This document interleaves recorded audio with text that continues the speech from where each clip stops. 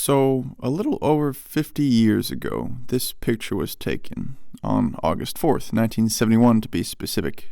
This picture was taken during the Apollo 15 mission, one of the most successful missions of the program, which would ultimately be a curse.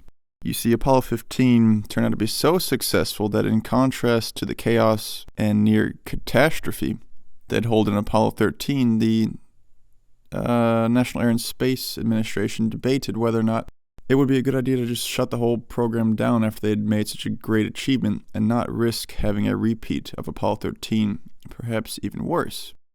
So around the same time in August 1971, the study that would ultimately result in the creation of the Space Transportation System, also known as the Space Shuttle, the study had come to its conclusion about August 1971. They'd figured out exactly what they wanted and they saw the future in it.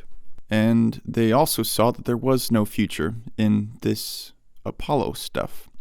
So the Apollo program essentially had two problems. The first was the danger of it, which was a massive problem because the loss of astronauts was intolerable. But the other problem was equally intolerable, which was that it was expensive, and Congress wasn't particularly fond of that. So they said, why don't we just stop going to the moon? Because why? So the expense of Saturn V is what ultimately was the killer of the Apollo program. And the whole idea of expense is really what gave a boon to this idea of a space shuttle, was because they pretended that it was going to be cheap. And ultimately, it was not cheap. And what's hilarious, I guess, is that these research documents back in the 1970s expected them to fly 514 missions between 1979 and 1999. Now, there would only be 135 missions in the entire program.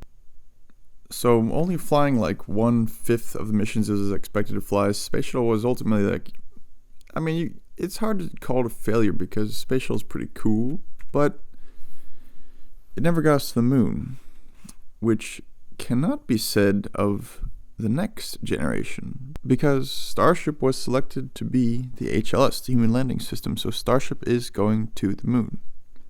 The timing of it all is pretty funny because this photograph right here was taken August 4th, 1971. And 50 years after that, August 4th, 2021, the vehicle that had been required to get to the moon, the Saturn V, still held the position of the largest rocket ever built. But 2 days after that 50th anniversary, the anniversary of the death of the Saturn V and the birth of the shuttle, Starship was born, fully stacked. The largest rocket ever built.